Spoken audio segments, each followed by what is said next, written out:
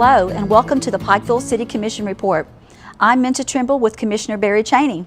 Hello, Barry. Hello, Minta. It's good to see you again. Good to see you again.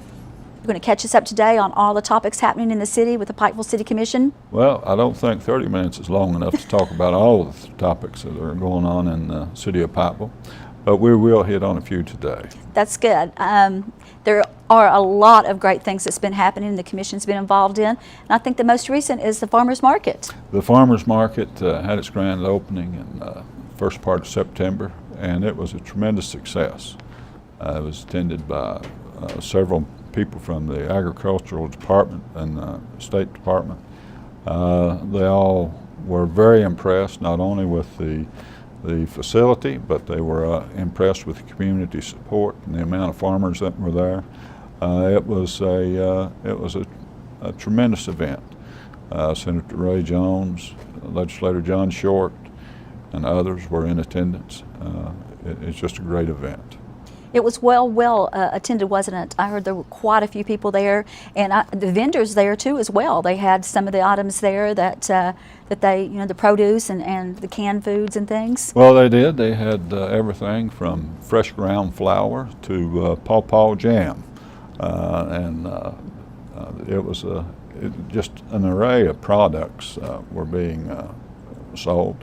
One of the things that I especially enjoyed was the chef clubs. Kelly Scott had brought the chef club down, and they had fixed cornbread salad, and they had purchased all the ingredients from the farmers market and made it on site, and it was absolutely delicious. These are students at the high school? These are students at the high school. They've got a chef's club there, and they do quite well. I'll tell you, I could probably gain 20 pounds if I hung out with those guys. I remember when I was in high school, we had the Future Business Leaders of America. I guess those are the future chefs. Those are the future chefs. And they were very, very enthusiastic about doing it, and really, they did a really great job. Well, that's great, and I know the farmers market has been long awaited, and by a lot of local restaurant owners as well. They are, going there to get the items that they use for their, for the awesome dinners they're preparing. Local people love it, going there on Saturday morning, and the other morning I was out sitting in my rocking chair on my front porch, and here goes a bunch through the neighborhood walking. We're going to the farmers market. Yeah. Well, a lot of people are going to the farmers market. They really enjoy it. It's a good time to socialize. But the economic importance of the farmers market kind of gets underestimated. When you think about a farmers market, a lot of times we think about corn and beans, and that's what I was raised on, and I love it. But there's a lot of products. It becomes a business incubator, I guess, if you will. A lot of these products have an opportunity to have a test market. People can see what will sell, and they can expand their business from that. And that happens quite often in other farmers markets.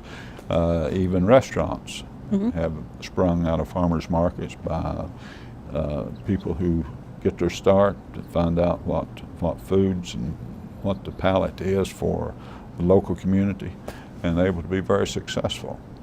I attended a meeting yesterday with Ryan Qualls on hunger in Kentucky, and before I went to that meeting, I didn't realize the importance and the big part farmers market play in fighting hunger in Kentucky.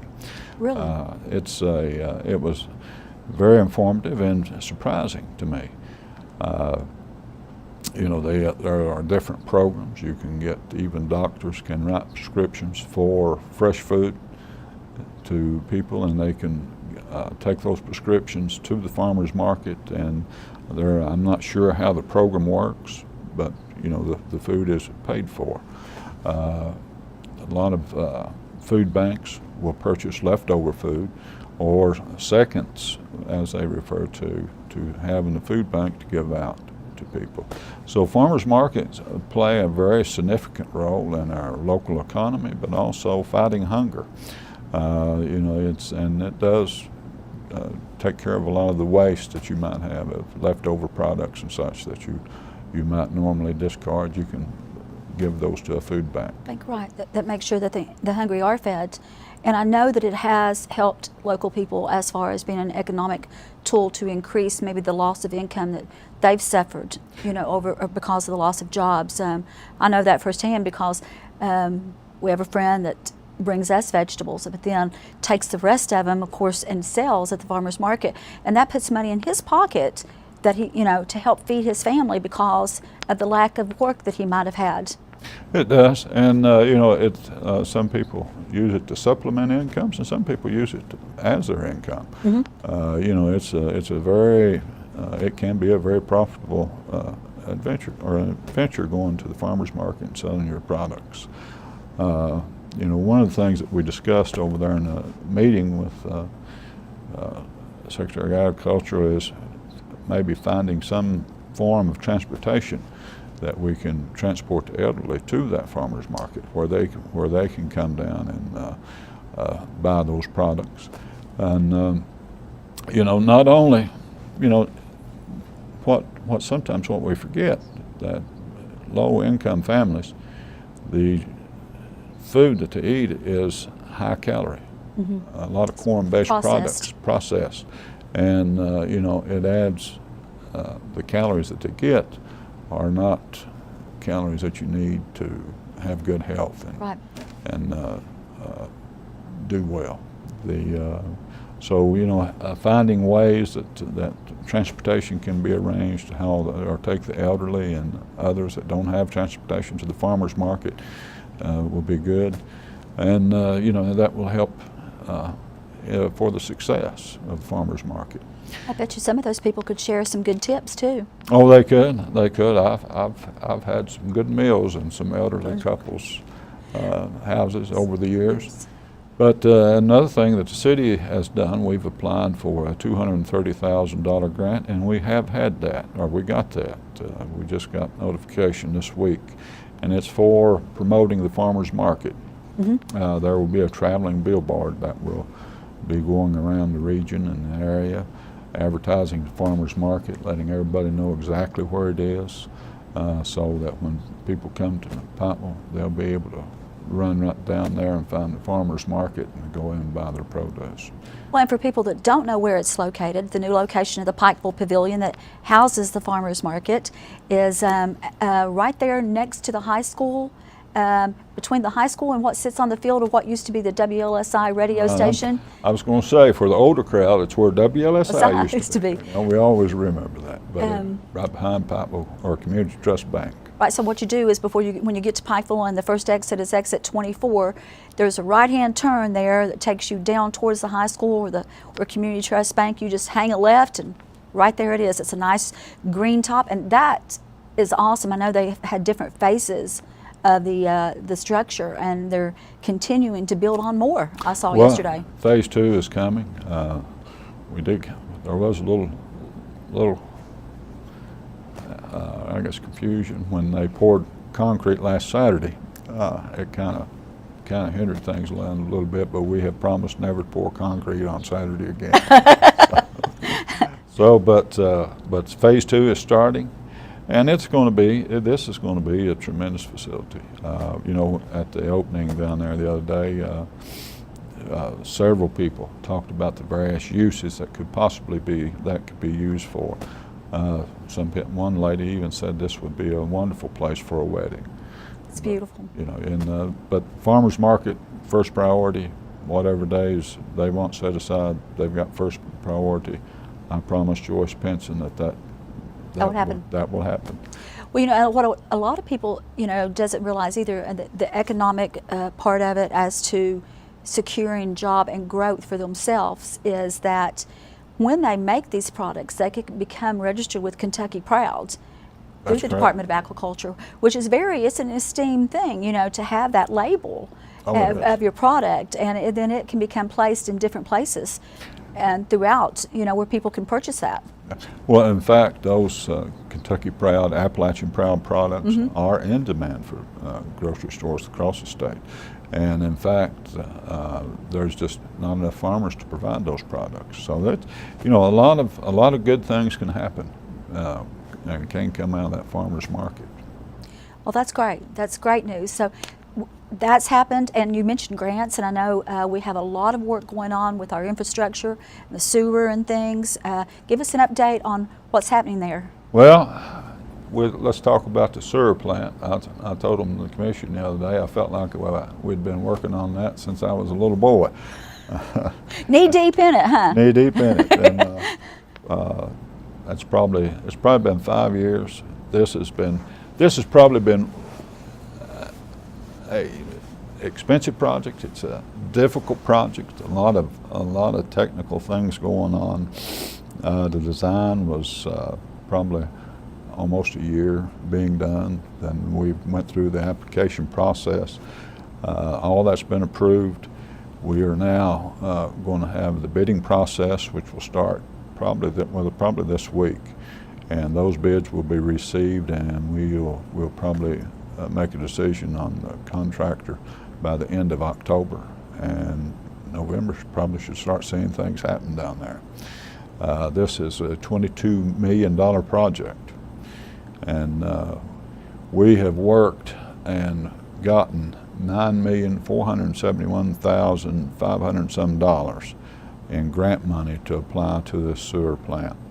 Also, just this past week, we received a $500,000 grant to apply to it also. So we do have a low interest loan for the remainder. There is a debt forgiveness component for up to 1/3 of it, I believe. But we're going to continue to apply for some more grants to even lower that debt. But we've worked very hard on this. This has been tough. Well, tell us how the new sewer plant will benefit, Pikeville city residents and those in the outlying areas. This will increase our capacity. Yeah, as you know, Minta, our capacity of our present sewer plant was right around 2 million gallons. Probably about 6 years ago, we reached nearly 95%. Mm-hmm. We had the mandate from federal government to take stormwater out of our sewer, which when our sewer plant was built, having stormwater in it was recommended. And then they come back and they changed their mind and said, no, stormwater is not good. But by taking that stormwater out, which we were the first city in the state to do that, by taking that stormwater out, decreased the flow going into our sewer plant. So it bought us some time, and it allowed us to connect Pikeville Commons and mm-hmm. Other growth that we've had in the city. We were able to connect that and still stay under the threshold where that we could be permitted to continue to operate. With that said, right now any future growth in Pikeville is dependent upon sewer capacity. Marion's Branch, we've got Seven Peaks Mineral, which is doing their geo work up there, and we'll be signing deeds of conveyance and entry for them. But in order to grow that up there, all those light manufacturers will require a certain amount of sewage capacity. Yeah. Sewage capacity, and without this extra capacity, which will be 4 million gallons, it's double the capacity, with the ability of flexibility to go to 6 million gallons as needed. It gives us an opportunity to grow and bring more jobs to Eastern Kentucky. Sewer and water infrastructure is a skeleton that economic development is built on. If you don't have it, you can't have economic development. Right. That and it's something that people don't realize the depth of, and the necessity of. They turn on their faucets, they flush their toilets, and it's just in their minds probably a given. But like you said, the commission, the city of Pikeville, has worked very hard to look forward to growth. That will include Marion's Branch Industrial Park, to bring new businesses, and that foresight. I think it might have taken a long time, but it definitely will. It's a change. It's a change that will lead to a road of progress, more progress. Well, it is a definite change. It's just one of the components that comes into play for economic development and Marion's Branch. You know, just thinking back, the Mayor Justice's vision to purchase Marion's Branch probably will be one of the most significant decisions ever made. Game changer, as they call it. It is.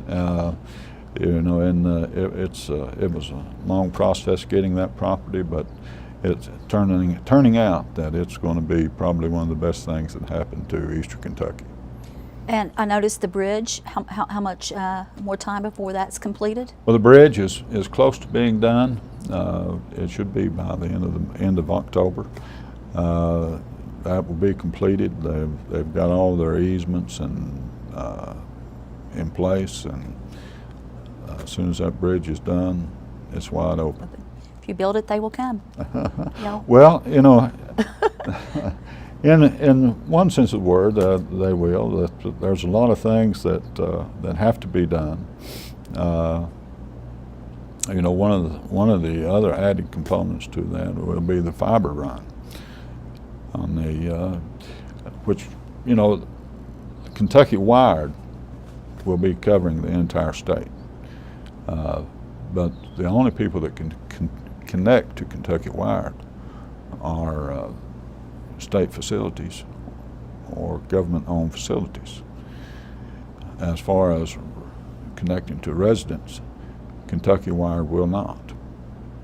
Now, what the city of Pikeville did, and we did in the September 12th meeting, is we signed a MOU to purchase 144 strands of dark fiber, and that will be ran with the Kentucky Wired fiber run. If we had not done that, it would have been impossible, or virtually impossible, for us to have taken fiber to the home. It would have been impossible for us to make a fiber run all the way to Cincinnati, which is the hub. Which is necessary. I mean, that's the whole, you know, core of the reasoning, you know, is to change. Well, it is. And, you know, the thing about fiber, it tears down those barriers of isolation. Mm-hmm. You know, the only thing that has prevented Eastern Kentucky from sharing into prosperity of the rest of the nation has been isolation. We were the last to get roads. We've been the last to get almost everything. By bringing fiber in to Eastern Kentucky and into Pikeville, I mean, you rip those barriers down. People now have access to the rest of the nation and even the world. Our local businesses can compete throughout the country. We can compete with the millions of cities around the world for products, services, and all that. Even employment opportunities. Somebody in Pikeville can really work for somebody in California. Our medical facility over here has greater connectivity. You know, there's, you know, for me, there's, you know, I can only talk about a few of these things, but there is a tremendous amount of opportunity and things that, you know, I've never thought of, and other people haven't thought of, but there are a lot of things that come in the future.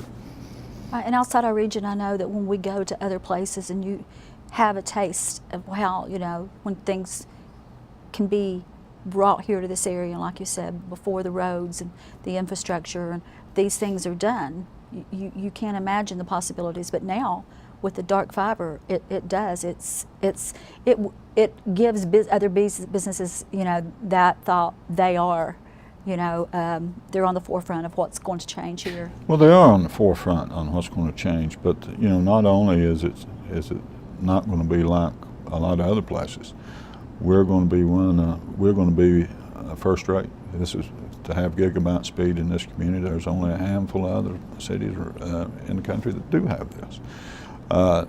It'll put us head and shoulders above where we were. We will have an opportunity to recruit companies that we never thought would ever be able to come to Pikeville. And, you know, all these light manufacturers, all these companies, that's one of the things that they want and they require is fiber.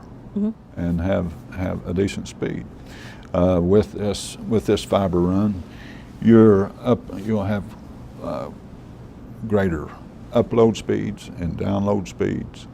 When the computer talks to another computer, if you've got a computer on the other end saying, talking at 100 gigabytes per second, to a computer that can only talk back at 3 megabytes per second, that's like, you know, me talking to you and then you sitting there waiting 10 or 20 minutes and then answering. Right. You know, and it just gives a tremendous advantage, and not to mention that the tremendous amounts of information that can be transferred back and forth. So, you know, with Marion's Branch, you know, with the new bridge, with the changes in the, you know, the sewer plant and dark fiber, it's definitely, you know, an opportunity for jobs that the commission has created, and it is an it's opportunity. all the components working together to bring jobs. It is an opportunity for jobs, but, you know, we don't want to leave out the value of the people of Eastern Kentucky. Exactly. You know, our miners, I remember years ago, well, about 42 years ago, I got a job working on a belt line up here on Greasy Creek. I was a green kid, didn't know anything, and, you know, I learned to weld there.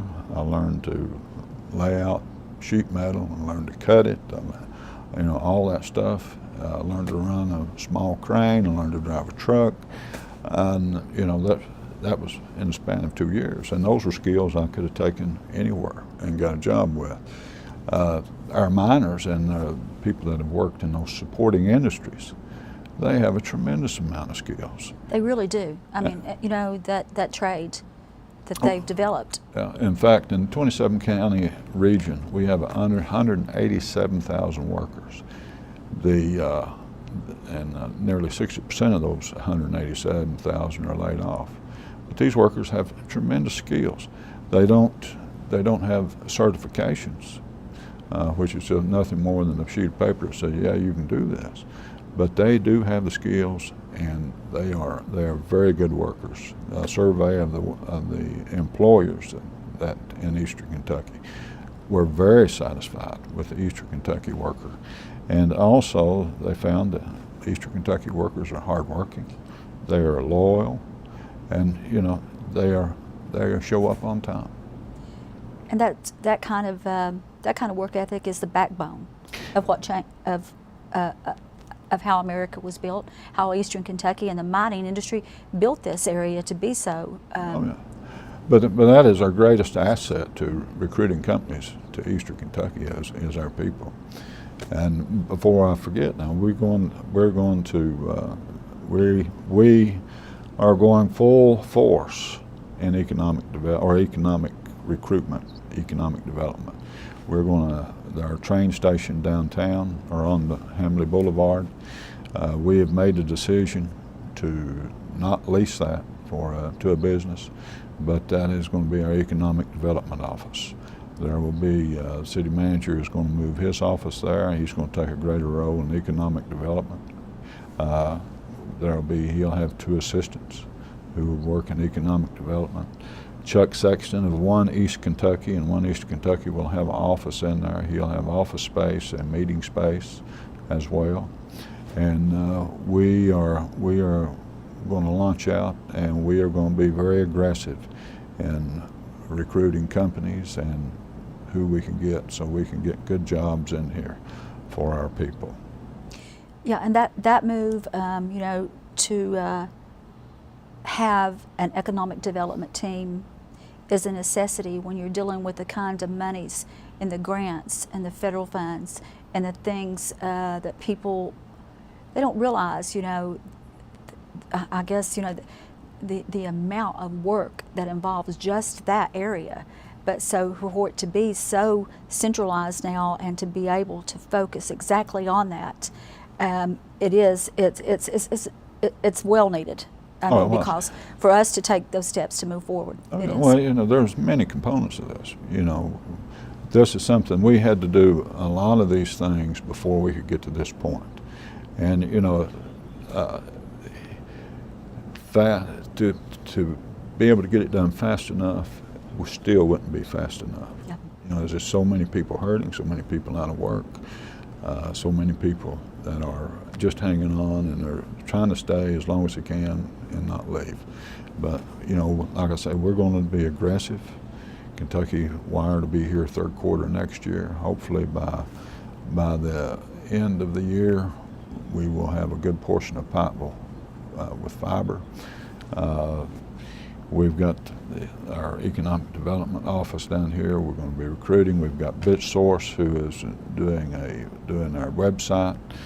We've put together an economic package that we can present to potential businesses. I think you worked on that as well. Economic development equals jobs. It does. And that's what this is about. And that's been the focus of the City Commission, the City Manager, and the changes that's going to take place. It's congratulations. I think that you all have done a wonderful job. Well, it's been a hard job, and it's something that we have been in. All of us realize the desperate situation that many people are in, and we have done everything we can possibly do. Commissioner Justice even has got a 25-page economic plan that he took and presented to Hal Rogers. He also presented that to the governor, calling for various tax abatements on the federal level, state level, and local level, and some other fantastic components in there. If that is adopted, that will give us a big plus. So we've got that package. We've got dark fiber. We've got sewage capacity. We've got water capacity. But the main thing that we have is our people, and that will be the number one thing that we will use to recruit in here.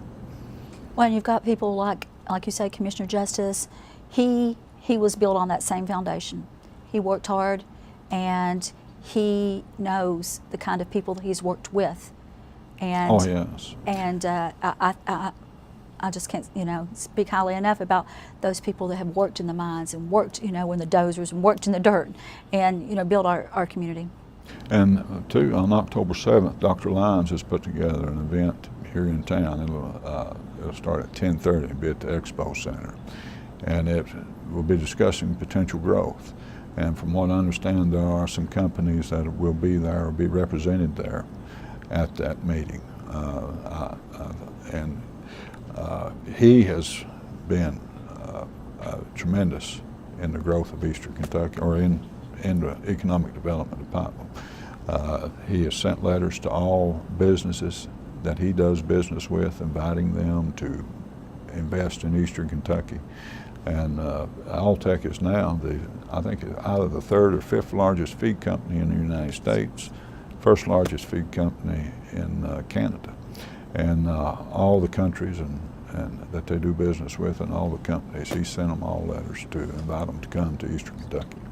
So that's next Friday, October the 7th. Alltech will be holding a forum. That's at the Expo. Now, is that open to the public, or is that? You had to RSVP okay. to that. But a lot of good information that'll come from it, that'll be passed along. And I know a lot of different places working together. One East Kentucky, Southeast Kentucky Chamber, City of Pikeville, Alltech, all of that, It'll be, I'm sure, a great forum to attend. Well, and anybody you'll come back and tell us what happened. Oh, yes, I will. And if anybody wants to go, just show up, and I'll put my arm around you, and we'll go in together. I love it when you do that. Well, it's been great. We've had so many different topics to talk about, but it's positive. The future looks absolutely great. The hard work, it's definitely going to pay off for the city of Pikeville and the region. It will, and the greatest value we got is the value of our people. I agree. And with our people, I think Henry Ford, or no, as Andrew Carnegie said, take my factories, take all that I have, and give me my people, and we will rebuild. And I appreciate you so much, and all the work that you do.